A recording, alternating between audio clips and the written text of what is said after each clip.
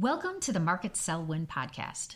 Today, we are so lucky to have with us Stacey Doherty, a marketing leader whose career spans more than 20 years in the professional services industry.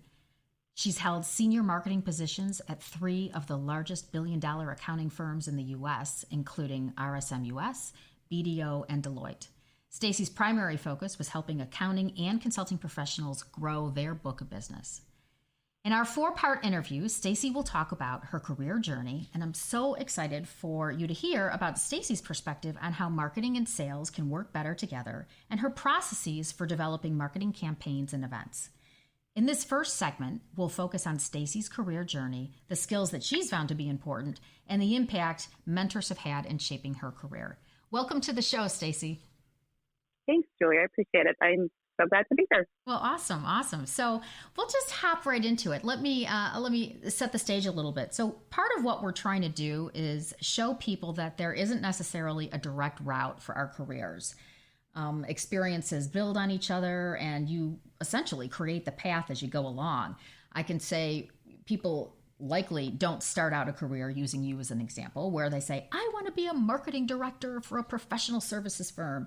And in reality, you just have to be flexible. You have to adapt to what comes your way, and our paths unfold. So tell me a little bit about the path and steps that you've taken to get to where you are in your career. Sure, I'd be happy to. So I started my career, like you said, about a little over 20 years ago at RSM. It was the first professional services firm I had been at.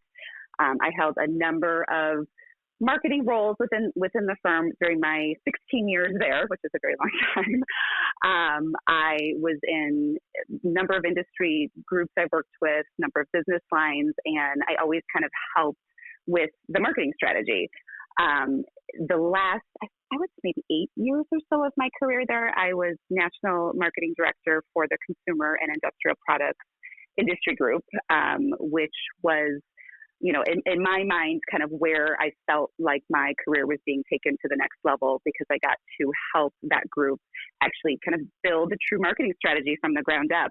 These industry groups at that time were just kind of getting underway with building their strategy. Marketers were collaborating with, the business development folks and the subject matter experts for these industry teams, and really all kind of putting our heads together and coming up with a way to promote the services that RSM provides to that industry segment. So I kind of, worked in that group for, like I said, about 8 years. And then I felt like, I had been with RSM for so long that I was ready to kind of take on my next challenge. And I became head of marketing for Strategist, which is a smaller regional firm in the Chicago area. Much smaller than RSM, about 85 partners, 13 offices. I had a team of 15 marketers working under me, and it was a much larger undertaking than I had experienced at RSM. So to your point, Julie, you kind of don't really know where your career is going to kind of lead you. And that to me was the next logical step in my career to kind of help take things to the next level. From there, I went on to, spend some time at Deloitte. I really wanted to get that large professional services firm experience, and Deloitte is about as large as they get. They are very streamlined, very structured, a whole different world than anything that I've ever been in. They have a very large marketing agency model, where there's an expert in every particular area you could think of within the marketing realm, and you had a lot of people to support and lean on and to help you. It was really a great experience. I was a contractor there actually for about a year, and then I went on to BDO to be regional marketing director for the central region. It was 18 offices in that region, and I led a team of 8 field marketers. So I kind of felt each one of those positions, while similar to some extent because they were all professional services firms, so similar type of service offering, accounting, tax, consulting, advisory. They were all very different because each of the firms kind of have their own culture, their own way of doing things. Each of the teams that I worked with, were very, very different. And I got to take away, with each one of those careers, I got to take away some different things and learned a ton So yeah, it's been kind of a great experience, and I really like where I've been, and kind of I'm very excited to see where I go next. That's awesome. Thank you. So maybe if you think back to well, any of your roles, but to give some of our listeners an idea of what does a day in the life look like for maybe a regional marketing director. Sure. Yeah. I mean, most recently, I was at BDO and in that type of role, and really what that role was for me was leading and coaching my team of field marketers and coming up with a strategy for the region. So they had, the firm has a national marketing function, which, develops a lot of the content and thought leadership, some of the big picture stuff. And then within the regions, we kind of determine, because we, are the experts in knowing our markets and, our audiences and who we're trying to target and how we're trying to promote the business in those particular, key areas. We kind of then decide how we want to use the information that, is being produced and how best to get it out and to promote it. So, me and my team ran the whole gamut of marketing. We did, PR in each one of the local markets, trying to, get out to the local media. We did, digital campaigns and local events and webcasts and email campaigns. So it's kind of, fully integrated marketing program using a lot of the content that was generated for us at the national level. So a lot of it was really working with the local office leaders and the service lines that were of particular focus in those particular markets. Awesome. So, it's interesting. So you've had teams, so you've probably had to coach folks on marketing strategy. And I know there's lots of books on marketing strategy, but any thoughts on, as you've grown in your career, how you really got comfortable with the idea of developing a strategy, and any tips and things that you did to get better at that?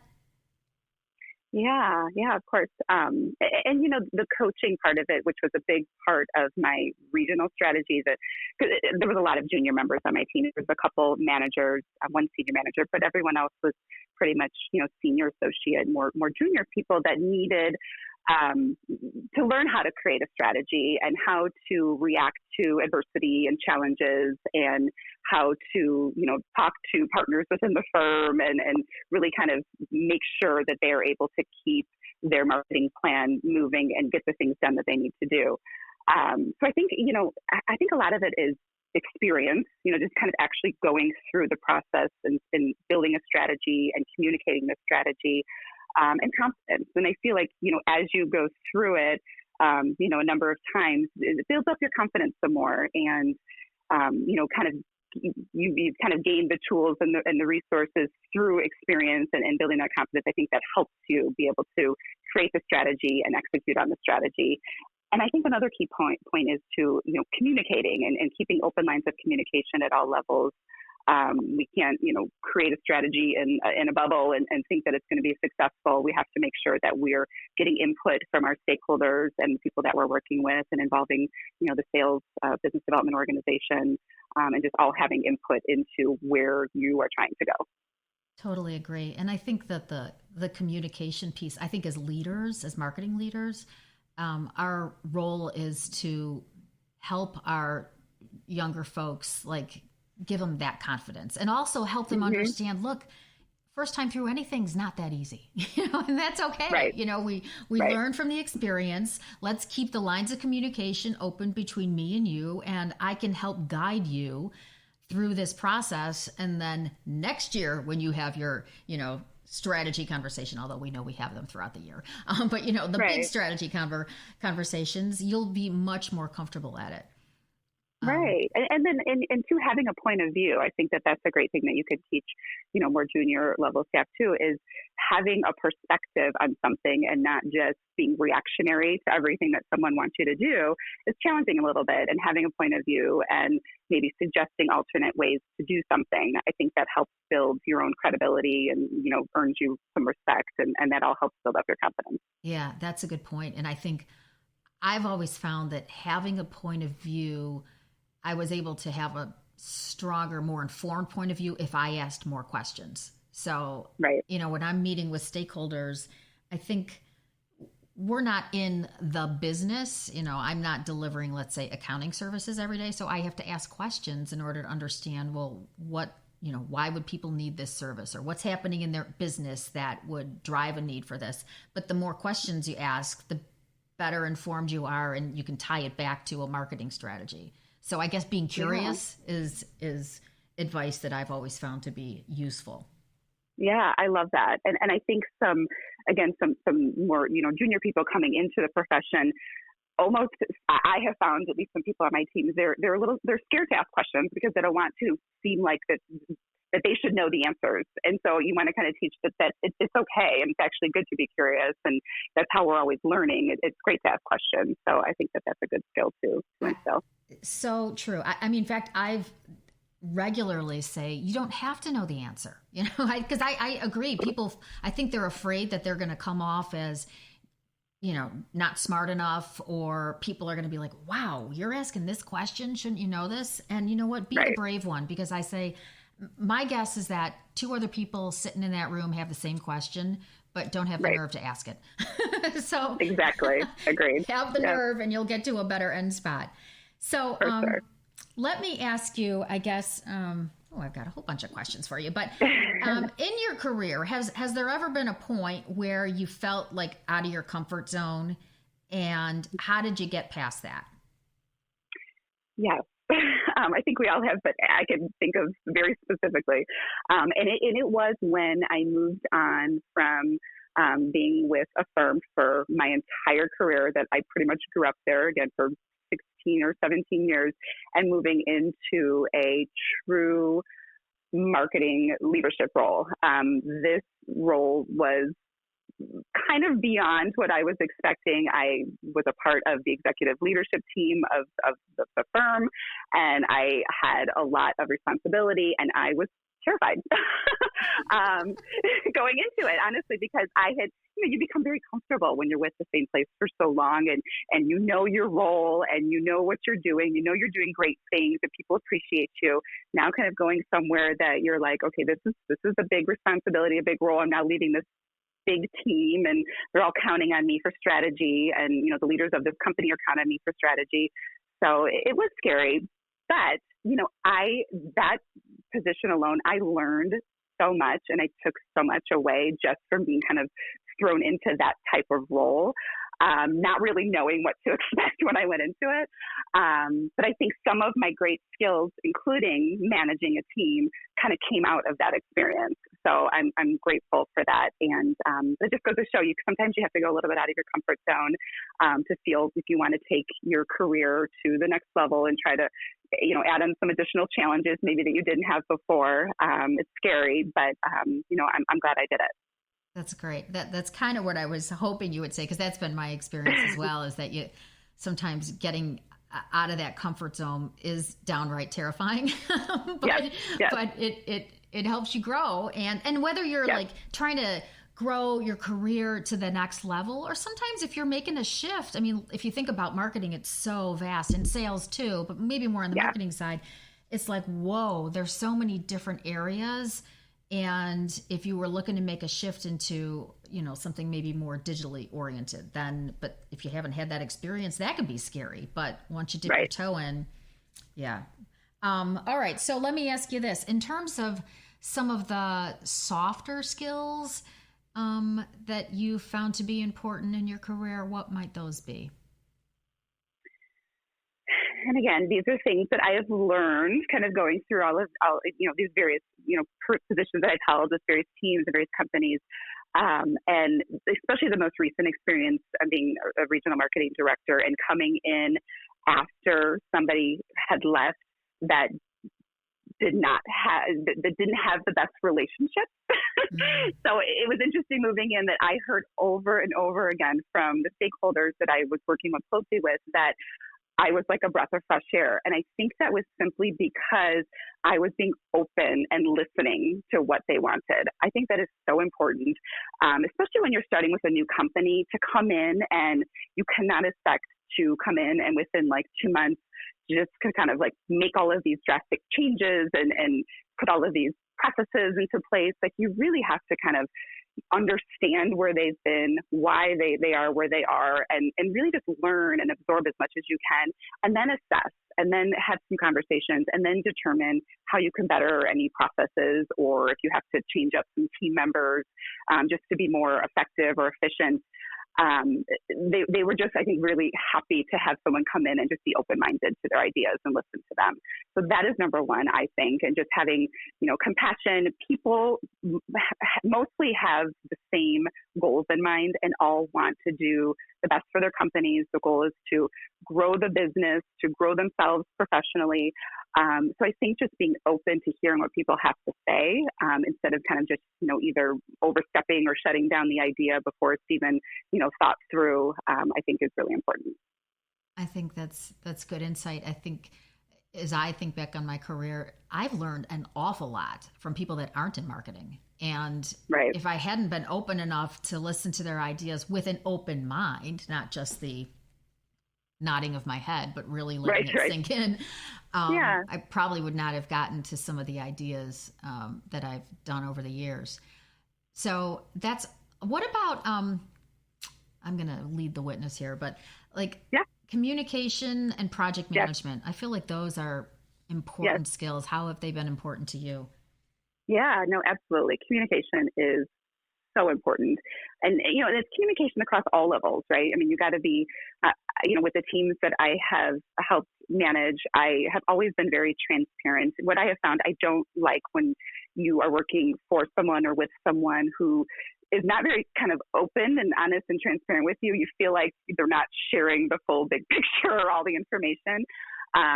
Which, I have experienced, throughout my career too. And so I kind of know both sides of it. And I know, when I have gone into, meeting teams and leading them, I have always been very open with communication. And that includes, feedback for them and ways to help them grow, being very candid. And then on the other side, communicating well with your stakeholders and with the people that you work with day to day, always being open and making sure they understand your strategy and your point of view and where you're coming from, versus kind of just assuming they understand. I believe in over communicating versus under communicating, just because you want to make sure that, you have true open lines of communication there. So absolutely. And then project management for sure. I mean, that is a huge thing, within the marketing profession, a lot of professions, but especially in marketing, there's so many different moving parts and things you have to manage and pieces and people that you have to kind of worry about and, make sure that they're all kind of looped into the process. And all of that is part of, managing the project as a whole. So being organized, with what you're doing and kind of, being on task and having clear, I'm a obsessed list taker. So I'm always kind of making notes and lists and everything just to make sure you kind of stay on top of things. So I think that's really important. Yeah, no, I think on the communication front, particularly in marketing, and I'm sure this is in other aspects of business too, but things change. And so I think on the communication front, there's, the initial conversation that you might have with your stakeholder or your team on, hey, here's what we're doing, here's the timeline. But then lo and behold, something happens and we're not going to meet that deadline. And too often that follow-up communication doesn't happen with the stakeholder. And so they're like, hey, I thought this was going to be done by Friday. And you're like, whoa, well, actually, it's not going to be done for another week and a half. And so it's like that over-communicating piece is so critical throughout every aspect of a project. And then on the project management side, even when you're in higher levels and maybe in a more strategic role like you've been, that emphasis on project management to get it done is so critical. I mean, as I talk to senior leaders, they're like, yeah, sure, I want somebody who's strategic, but you can have the best plan in the world, but if it doesn't you don't get it done, then what's the point? Right. So the ability to drive, the execution of your marketing plans is just key.